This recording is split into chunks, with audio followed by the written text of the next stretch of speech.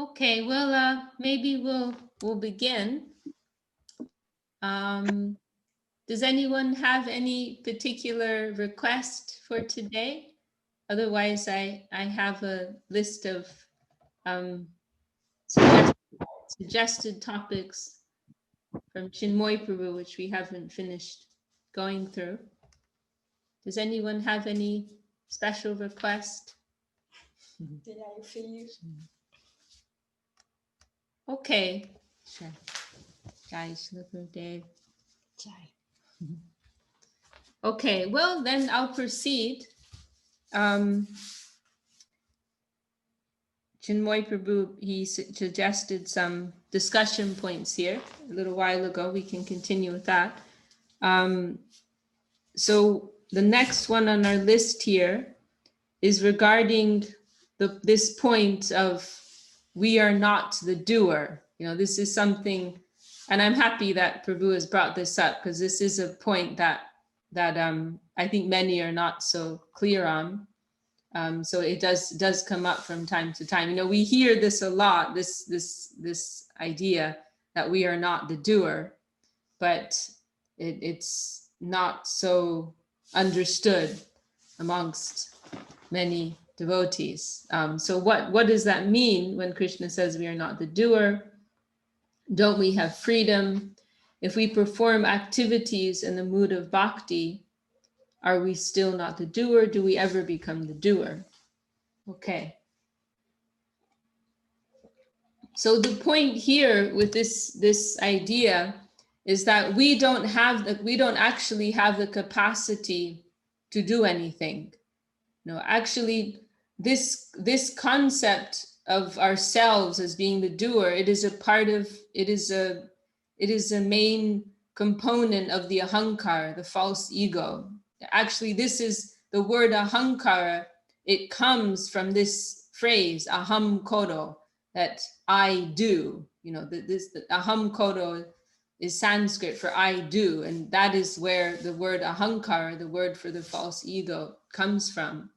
So the conception there is that we are the doer, we are doing so many things, and therefore whatever comes about as a result of our action belongs to us. You know, I have worked hard to make this money, I've worked hard in this job, I've worked hard to become successful, to become famous. Therefore, everything that comes, you know, I worked hard at this job, and as a result, I have money, I have success, I have fame, and all of those things belong to me. You know, so it is my property. You know, I have developed this garden, these vegetables, they belong to me. You know, this is my wife, I married this lady, these are my children, I gave birth to these children, I fathered these children. But the flaw here with this idea is that we don't actually have the capacity to do anything. The jiva only has the capacity to will. You know, it is mentioned the three properties of the jiva, and our Gurudev, this was something our Gurudev would mention fairly often, are thinking, feeling, and willing. We have the willing capacity, we have the thinking capacity, and we have the feeling capacity. But we cannot actually accomplish anything. We cannot actually do anything unless the Lord's will is sanctioning that. We can only will it, you know. Like I can will to take a drink of water right now, but for me to be able to do so requires, you know, it's something that we take for granted, but it actually, that simple act requires so many factors which are, you know, allowing that to take place. You know, there's the power in our muscles, there's functions in our brain, you know, there's the force of gravity. There are so many other elements which are supporting that and allowing that to take place. You know, but if our brain's not functioning, if our muscles are collapsing, you know, if there's a strong wind in the environment, you know, et cetera, then a simple act like that, it won't take place. So all that we can actually do is will, you know, and after that, whatever happens after that, it's actually a result of so many other factors in the environment, and ultimately the Lord's will in the background sanctioning everything.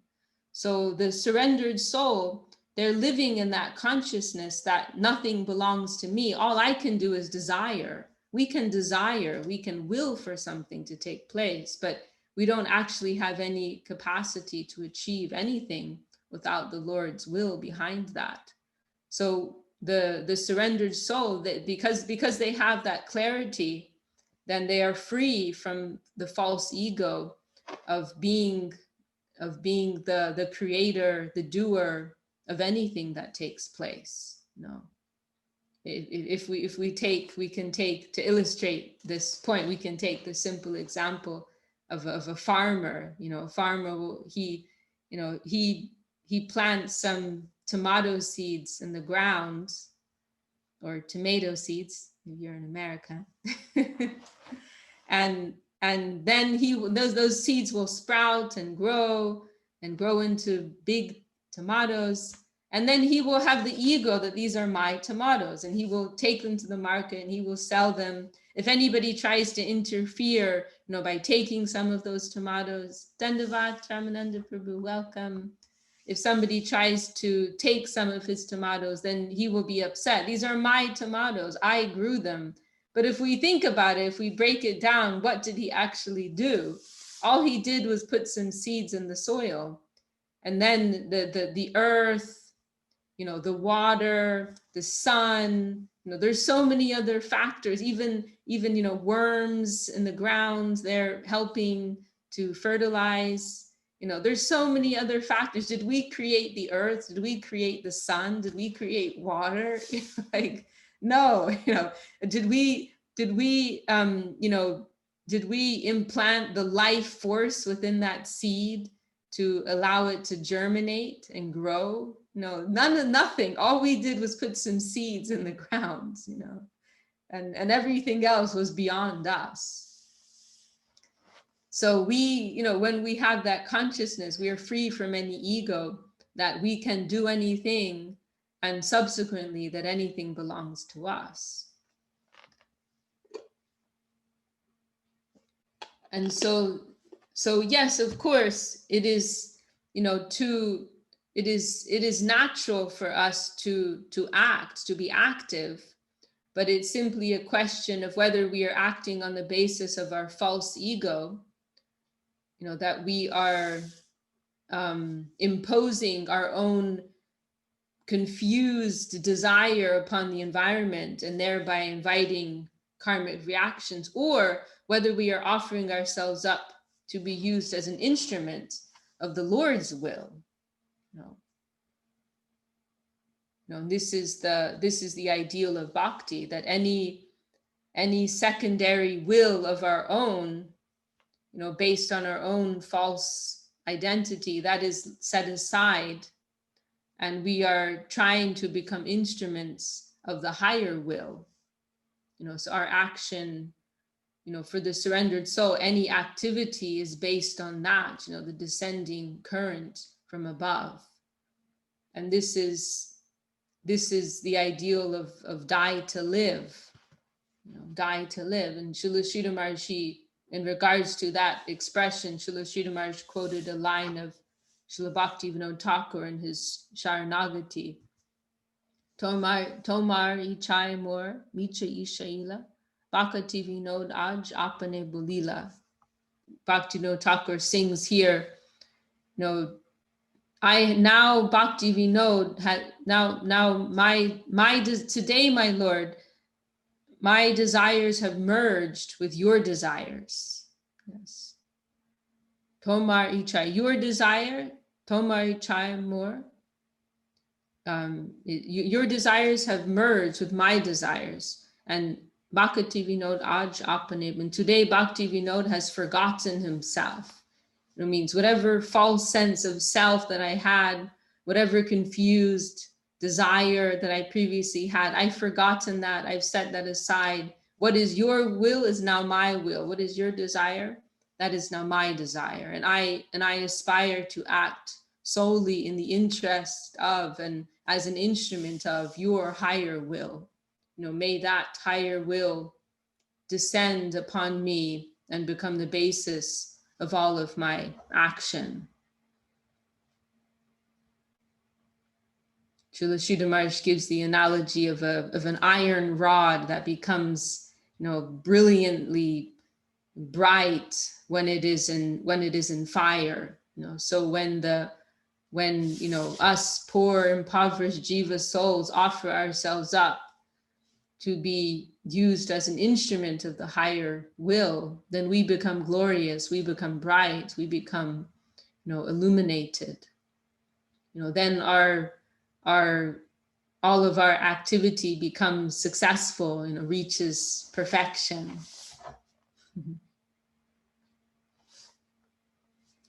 Does that answer that, Chinmoy Prabhu?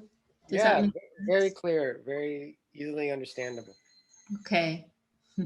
I also heard that someone told me that in Bengali they often use the passive voice when speaking. So instead of saying I did something, they'll say that something happened. Yeah, that's right. That's right. I mean, actually, English is a very egotistical language, But we see in Bengali and many other languages, actually, they don't use the I, and by the construction of the sentence, it's obvious who it's about anyway. You don't say I'm going to the market, but it's just Ami Ami Bajar, how is that? Ami Bajar Jachi, right? I'm going to the market. That by the ending on Jachi, going, it's already clear who you're speaking about. So you drop the Ami, But that's maybe a little separate from the point you were making. But anyway, yes, English is a particularly egotistical language. Yes. And if you try to drop the I, then you just sound, you just sound wrong, or you can sound kind of like, I don't know, like a bit rude even, like you can't be bothered to complete your sentences or something. Anyway. Okay, then we had another point here. About the need to have it was about how we tend to say, how are you, in a very casual way without really meaning it, which is really quite a strange custom, isn't it? You just say, and like previously in England, they would say, how do you do? And it was just like saying hello, like there it's not like you actually reply to that, so it's a very strange thing. And this question of how are you actually doing really points to the need to have a deeper understanding of who we are, and thus trying to understand how we are doing on that plane of existence. Yeah. I mean, what can I say? And this is also nice. You've mentioned how Mangal Maharaj would say, if somebody asked him, we had a comment from Giridhari Prabhu, the missing verb conjugation, I guess, which language has it is shorter? That sounds right. I'm not a grammarian, but that sounds right. Mangal Maharaj, very sweet Bengali sannyasi in Calcutta, when people would ask him how he was doing, he would say, Bhagavan Janen, Bhagavan knows, the Lord knows, which is the perfect response, because we actually don't know how we are, Like if you ask a very dysfunctional person, how are you? They may say, oh, I'm doing very well, but from your perspective, they're not doing very well at all. So similarly, we don't actually know how we're doing. Only the Lord and the higher Vaishnavas, they can say how we are doing.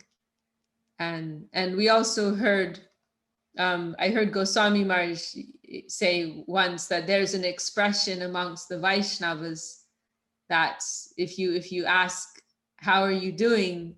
The response is, as you keep me, as you keep me, as you are so kind as to bestow your mercy upon me, that is how I am, in this mood of being utterly dependent upon the mercy of the Vaishnavas. Chintamani is saying, what's the most creative bhakti inspired answer we can give to normal people who ask us how they are? Let's think about that. Maybe we can all give some suggestion next week. But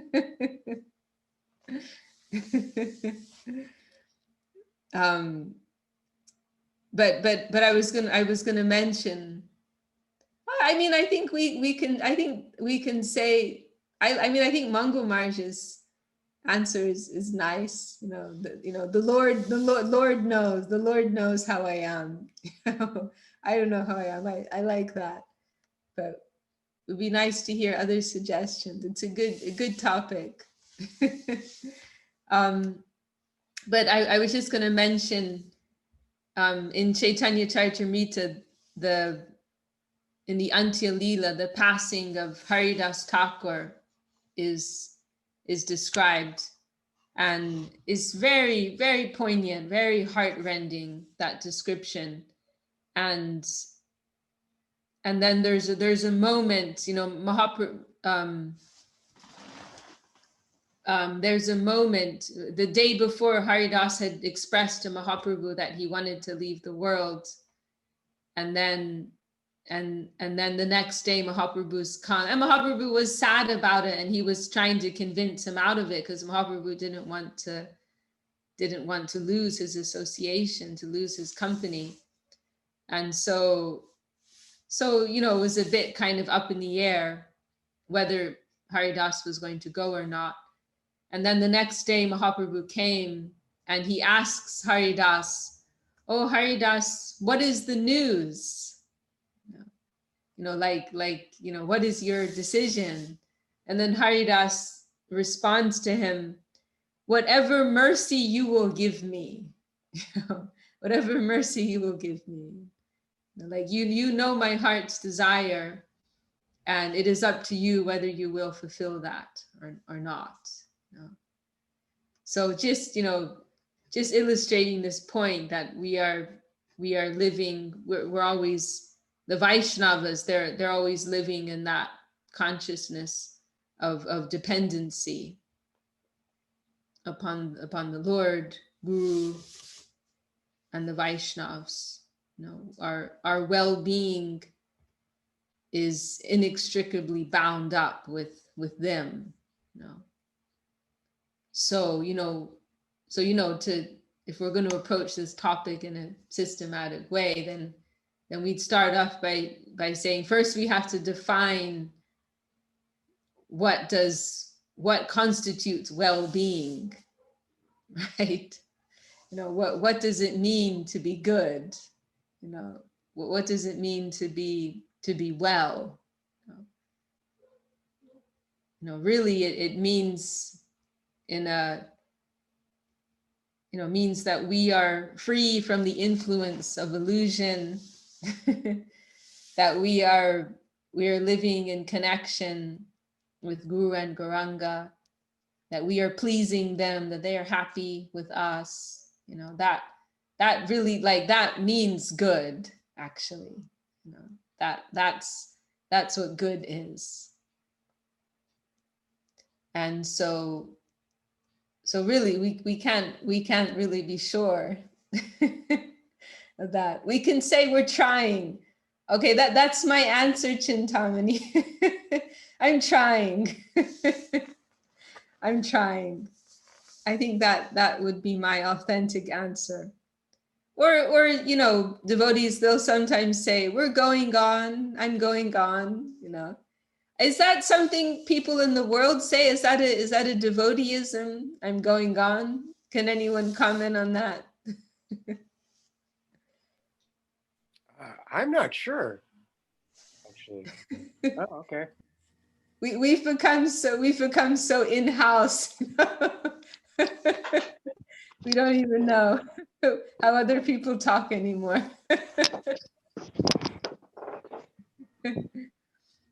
But that going on, I mean, it's kind of, it feels accurate, but there's something that feels a little, I don't know, defeatist about it. Like, like, I don't know, there's something about it that makes you feel like, oh, I'm hopeless, you know, like it sounds a little pessimistic, you know, like, yeah, I'm not doing so well, but I'm trying to continue and I'm a little hopeless about it.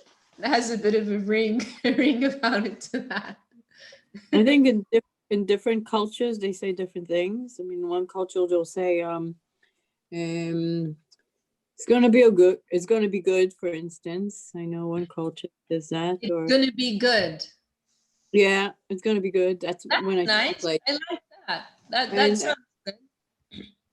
Yeah, but that always leaves us in the future, doesn't it? Yeah, that's what I mean. That's like looking to the future in an optimistic way. Like, I'm not sure how it is now, but I'm hopeful it will be good. I like that. It's going to be good. Yeah, it's kind of, or in England, they say fine all the time. Fine, fine, fine, which is totally saying nothing, in my opinion, but you know. It took me a long time to get used to that, until I started saying fine myself, because I really genuinely thought that people really want to know who I am. And when I started answering, which means the whole scope of things, because you change every second, you change really, so it's very difficult to pinpoint. And I really like what you said about when you asked how you are, because I have sometimes said, I mean, maybe I'm in a brilliant place, you know, because who knows, you know, maybe it's brilliant. So yeah, but at some point I understood people don't want to know, so I just say fine anyway. Yes. I mean, this topic, it brings up a lot of issues. It also brings up the subject of communication in general, because communication isn't just about words. And sometimes things are said just as something to say, and the words aren't actually meant at all. But that's another discussion. Chinmoy Prabhu, you were about to say something, I think. Well, I noticed in Italy, when I was in Italy, they, instead of saying, how are you, they would say, how's everything? And I know we say that also in the States. And there we can honestly answer, everything's great. Right. Yeah, that's a good way out of the ontological dilemma. Vishakha Didi, can I say something? Yes, Prabhu. Yeah, I work in eBay or many companies. They say how things are going. So sometimes I told that guy, they are not so good. Can you fix them? Then he laughed.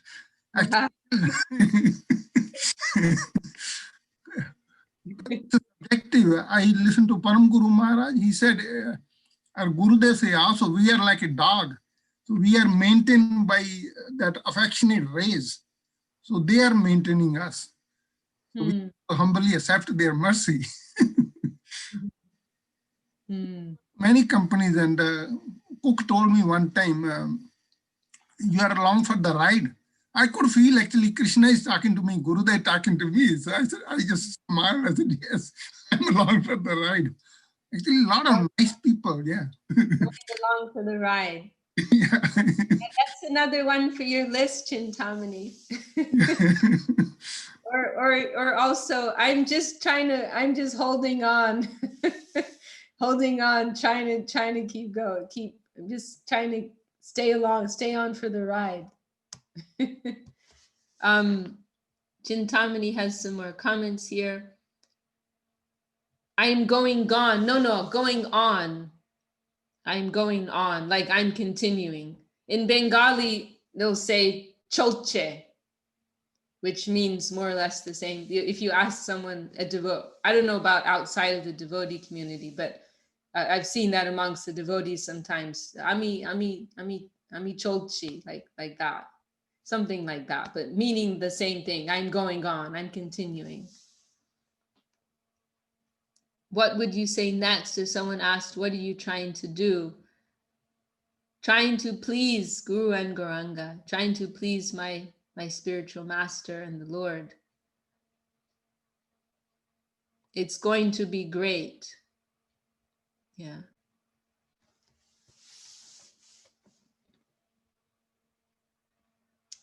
Okay. Yeah, what else to say about that? One more thing, actually, they say it's all good. In America, actually it depends on people. They say it's all good. It's true. Yeah, there is a culture. I like that. Yeah, I like that. It's all good. That ties in very well with spiritual, our spiritual vision. Srila Sridhar Maharaj's comments. It's all good. Yeah, that's a good one. Yeah, I mean, I think it just I mean, if we're talking about how to actually answer, I think it just depends on who we're talking to and how much they want to hear. But the most important thing is that internally, there's some introspection going on, because as Francisca pointed out, a lot of the time people don't really care. they don't really want to know, or other times people say it in a very kind of like busy social environment, and it's not really a moment to sit down and pour your heart out. So it's just like time, place, and circumstance. But the important thing is that internally we have that mood of introspection going on. We have that mood of dependency that we're trying to develop upon Guru, Hari, Guru, and Vaishnav. We hear of this uncertainty principle. This is a part of the culture of devotion. It's a part of the culture of surrender, that there is always some uncertainty. We cannot always be sure about how we are. But what is hopeful, what is positive, what is optimistic is that we are trying. We're trying to go on day by day. We are trying, and we are also hopeful and optimistic. Oh, here's Shakir is saying in South Africa, they like to answer, I am blessed. Very nice. Very nice.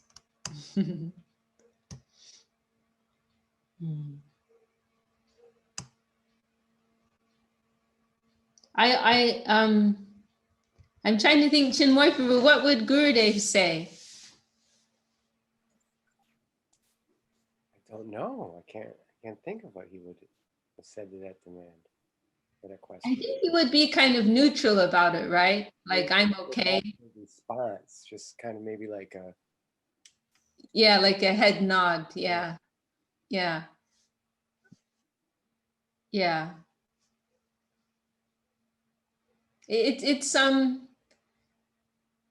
I mean, it's just a different way, because like it's an interesting point, because when we think of this and we discuss it, it's kind of like we're living a very I mean, from someone like our Gurudev, we're seeing life in a very different way. because we tend to assess our wellness on the basis of our own happiness, right? Like if we are, we think that we're well if we're happy, if our desires are fulfilled, if we're feeling comfortable, etc., etc. But for the pure Vaishnavas like our Gurudev, their happiness is bound up with their guru's happipiness. It's a completely different way of living. Like that, like it's almost like that's not even an issue. It's not a consideration. There is no conception of personal happiness or unhappiness. But like that's not a factor. It's a deeper type of happiness that is being gained. The prapana jivanamritam, the nectar and the life of the surrendered soul. There's something much deeper that's sustaining those kinds of souls. Like we're like normally, we're living in the duality of this world, and we're unhappy, we're not well if we're going through a bad patch, then we're not well. If we're sick, or if we don't have money, or whatever it may be, then we're not well. And then we're well when we do have money, and when we are healthy, when we have the things that we want, when we have a happy family. Like our well-being tends to be more wrapped up with the circumstances that we're in, with the current state of the environment that we're in, that our well-being tends to be based upon that. Whereas the happiness of the liberated souls, it's coming from a much deeper plane, and it's a satisfaction and an inner fulfillment that is independent of the current circumstances that we're living in at any given time. So yeah, it's a completely, and then we are living in terms of very limited, time constrained plane of existence, whereas our Gurudev, he was living in the eternal time, and not thinking moment to moment, day by day, or even year by year, but living in eternity at all times, and calculating everything in terms of eternity. So like we're coming with our, like some little puppy dog in our little finite world. How are you, Gurudev? Like, like where do you begin? Like we're just wrong. There's so many things wrong with where our question is coming from.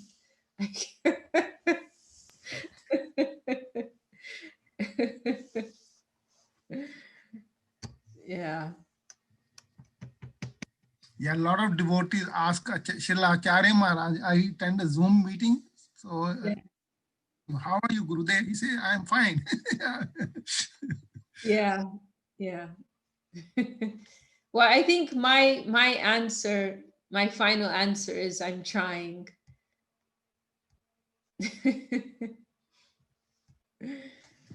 Okay, well, any other thoughts on that subject from anyone? That's the right mood, actually. Srila Gurudev said, also always trying mood. How many shortcomings we have. So I was lucky to have a lot of Gurudev's association. So he said a trying mood. It was so painful for me sometimes to see suffer Gurudev. So much he suffered. One time he's screaming top of his lungs, Doya karo hai. He's praying to Bhakti Thakur. It took so much, I don't know, seva on himself. I was listening of Dut Maharaj. He is telling how much, because he has visions. He has so much love for Gurudev. So he could see, and he has so much affection for Gurudev. Yeah, so painful. It was, you know, one of the things that was so how can I say, special about being in Gurudev's company. And this is something I a few years ago I had a discussion with Deva Bandhu Prabhu about this. That this was one of the extraordinary things about having the opportunity to live in the vicinity of our Gurudev, you know, as Chinmoy Prabhu also, and others here also had the opportunity to spend time with Gurudev, like Ramananda Prabhu. And but what I'm coming to is that we felt, I mean, I can't speak for everyone here, but this was my feeling, and also Deva Bandhu Prabhu, that, I mean, maybe not every day, but very often we felt like we were getting a live reading about how we were doing, you know, like in the way that Gurudev would engage with you, you know, in the way that he would look at you, or the way he would speak to you, or the way that he would ignore you. No, I mean, you had to be smart, because Gurudev wasn't necessarily straightforward, you know, in his manner of dealing with you. I mean, you know, I mean, what I mean is, like, for example, sometimes he could be very polite to persons, but it wasn't necessarily a, you know, a mark of his deep trust or intimacy. It could be that he didn't have the confidence to speak frankly with you, and so he was, you know, he had some exchange of respect which didn't go very deep. So I mean, you couldn't always take it face value the way that Gurudev engaged with you, but if you were a little sharper, if you were very attentive, then you could detect like what he was really saying. You know, if, you know, he may chastise you, but there's so much affection coming behind that. So, you know, if we were sharp, then it often felt like that, like we were getting a live reading of how you were, you know, how you were doing in spiritual life. And that was something very extraordinary, very, very special. And I mean, that's something I'm still struggling with now, you know, not being able to have that reading from Gurudev, not being able to feel that glance upon, you know, his glance upon you, you know, which would tell you what he felt, what he thought, you know, whether he was pleased, whether he was displeased. That was a very, you know, an extraordinarily, you know, fortunate and rare gift that we had, you know. I mean, so powerful. Just, you know, there was so much that he could say just by looking at you in a particular way, and, you know, so much could unravel within you just from that, you know. It was so powerful. It was so powerful, and he was so mystical also, so mystical. So yeah. We have some questions here. Okay, yes, 2010, our Gurudev left. Is there a group in Brighton? Of our mission, I don't know who's in Brighton. Of our mission, no, we don't have any community in Brighton. We have two temples, or two main communities in England, one in East London and one in West London. And Ananda Srupini, she can give you the contact information, the address, and telephone number if you're interested to visit sometime. Of course, you're very welcome. That would be very nice.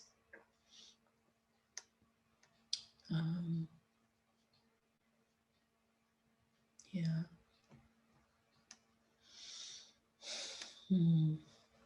Any thoughts, Chinmoy Prabhu? No, just if anybody else has something they'd like to ask, or that'd be wonderful. Comments?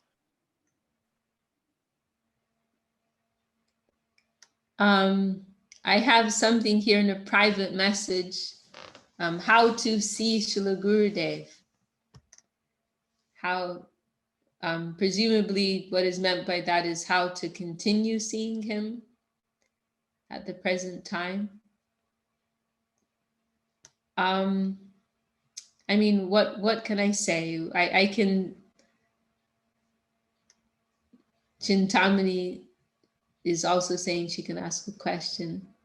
Okay, great. Well, I'll just address this other one that I had, how to see Srila Gurudev. I mean, I can't give a perfect answer because that's something I'm still dealing with. But generally speaking, Gurudev himself, he gave us that answer, in connection with the departure of Srila Sridhar Maharaj. We are trying to maintain that connection, by seeing our Guru's presence in the hearts of the other devotees. Our Gurudev is living in the hearts of his faithful followers. He is living in his divine teachings, by our adherence to his will, his desire, his teachings, we can maintain connection with him. When Srila Rupa Goswami was ordered by Mahaprabhu to go stay in Vrindavan, Rupa Goswami was heartbroken and requested, Mahaprabhu, please let me stay with you. But Mahaprabhu told him, we will be united in your adherence to my will, to my order. Our connection will be there. The connection is in consciousness. So we must have that confidence that if we are, maintaining our adherence to his ideal, following his divine instructions, then we are united, we are with him. So, we must try to see that he is present in the hearts of his devotees, he is present in his teachings, he is also present in our heart. And we can pray to him. Sometimes we may get guidance through the other devotees, through our sincere inquiry to the higher Vaishnavas. We can learn more from them about our Gurudev's mood and desire.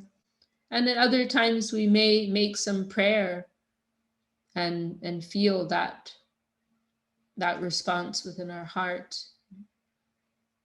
And of course, we may make mistakes. Sometimes we may not always be able to properly understand our Guru's will, but mistakes are a part of life and we can only do our best.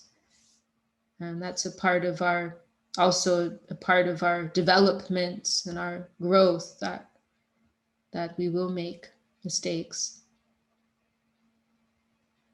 But this is the power of the great souls, that they are present, and just as we hear about the Lord, he is non-different from talks about him. Hari Katha is non-different from Hari. Remembrance, the Lord is present in his remembrance, and it is the same with the Vaishnavas.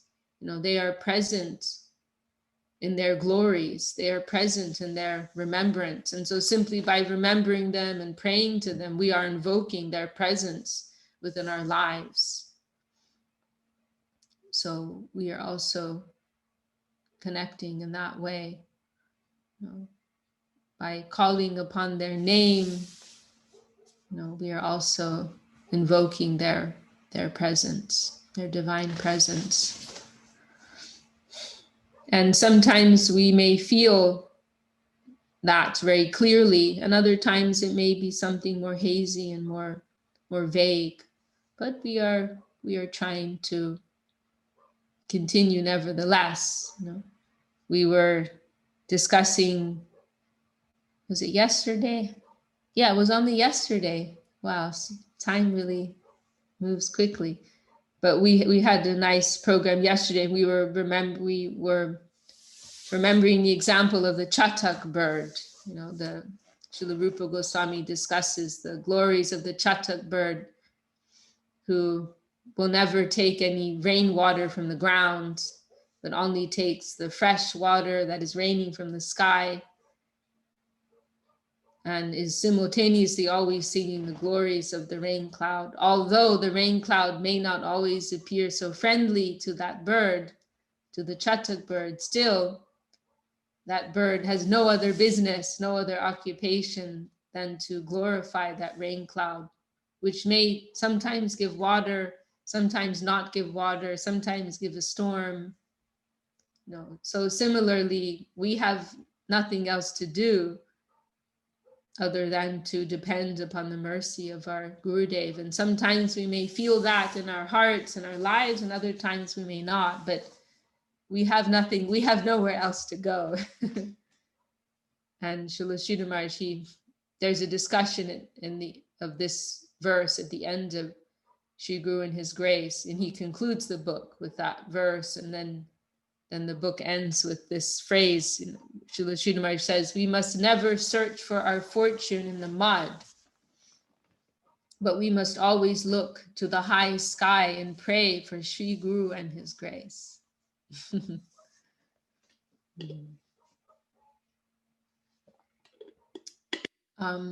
Okay. And Chintamani, what is your topic?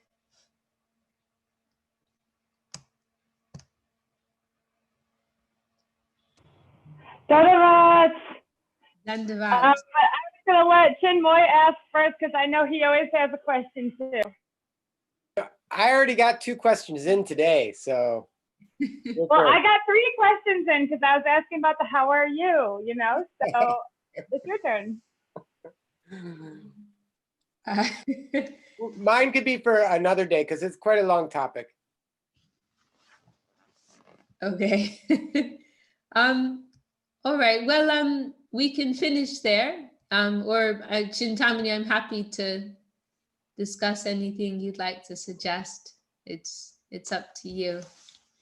Thank you so much, Didi. I really appreciate it. Well, I don't actually know how long my question will be. It might be a short one for you. Oh, am I muted?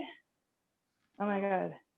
Okay. No, we can hear you. Oh, sorry. I thought my phone just did a weird thing. So the last time I was muted. That's okay. I can mute more in my life. But I was going to ask you in regards to Srila Bhakti Sindhu Govinda Maharaj history. Did I hear correctly that Srila Sridhar Maharaj wrote his pranam mantra? Yes. What I've heard is that he gave the idea for the pranam mantra and gave some phrases for it. It's not that he wrote it out line by line, but it was his idea behind it. So yes, we do say like that it came from Srila Sridhar Maharaj, that he composed it, because it was his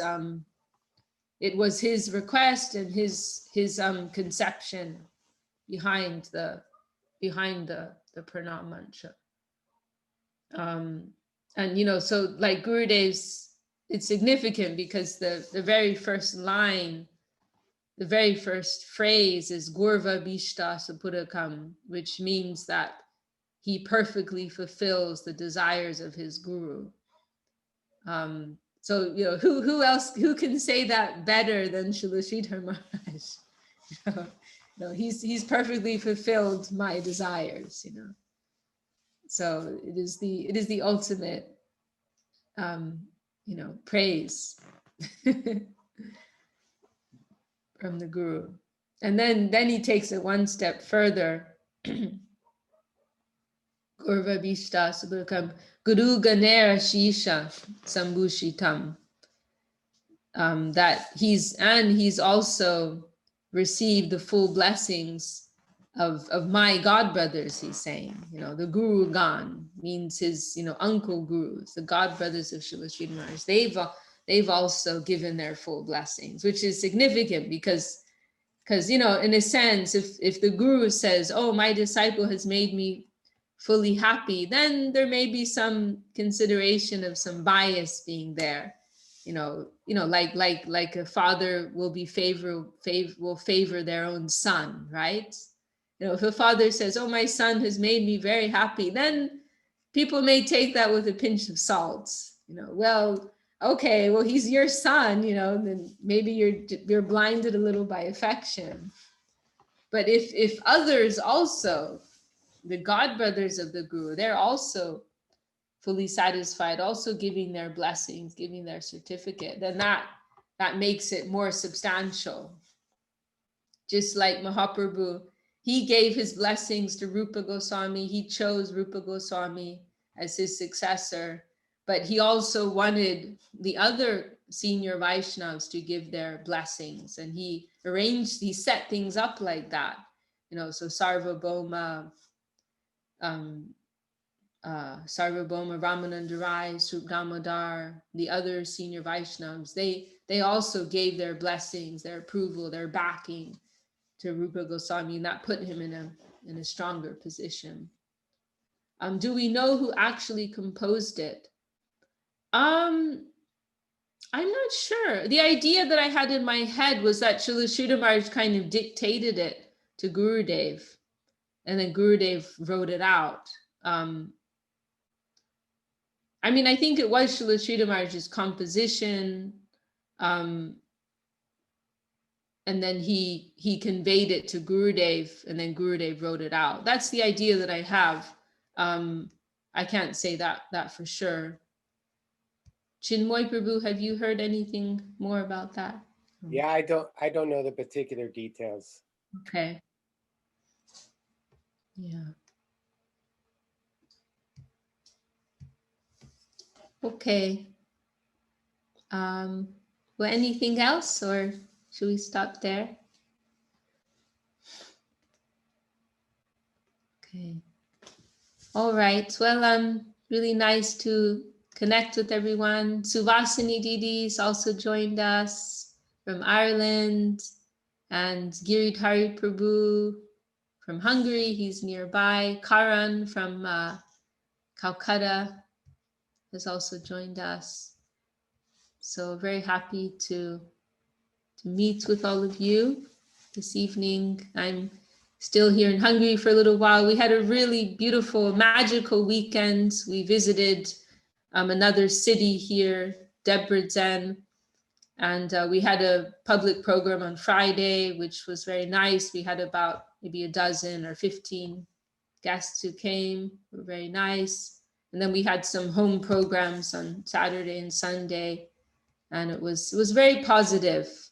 And we were especially happy because there were some devotees who hadn't, we hadn't seen in years, and somehow they were inspired to come, which was it's very interesting to see. It's very inspiring because you see how easy it is for devotees to pick things up. We see that devotees haven't been practicing for a long time, but it's so deeply within their heart that it doesn't go away, and like that, everything can just be picked up again.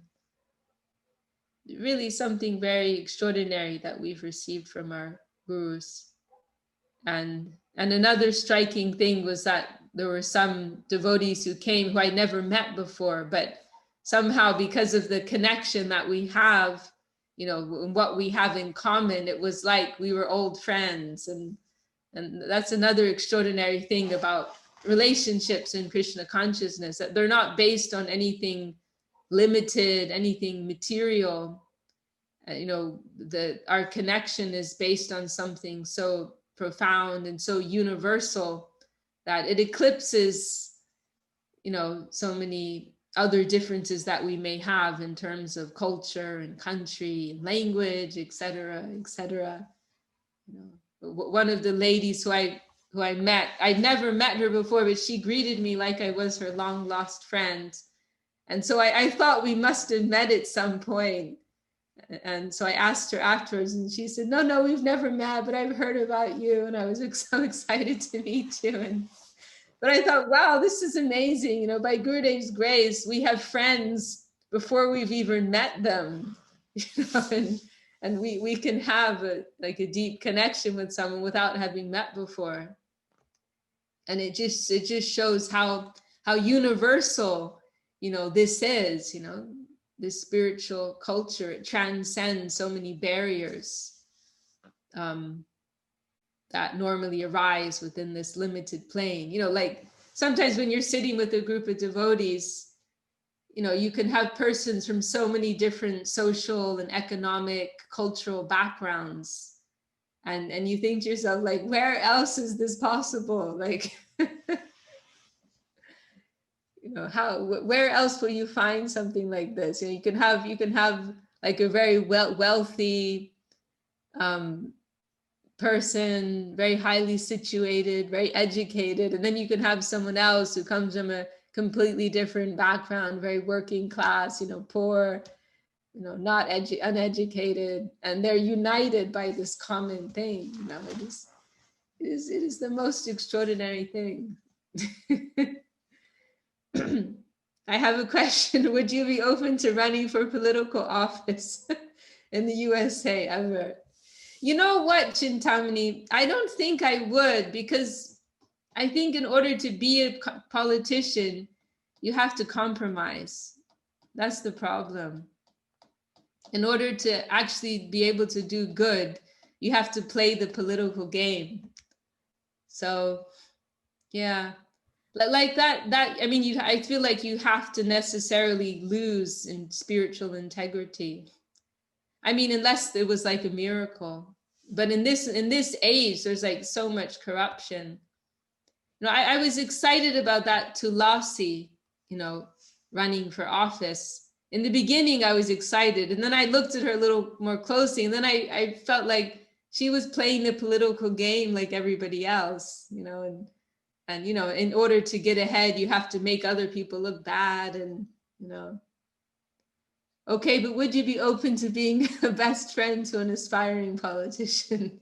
Sure, yeah. If I thought they were trying to do good, sure. I'd be happy to try and give some advice in the background. Are you volunteering, Chintamani?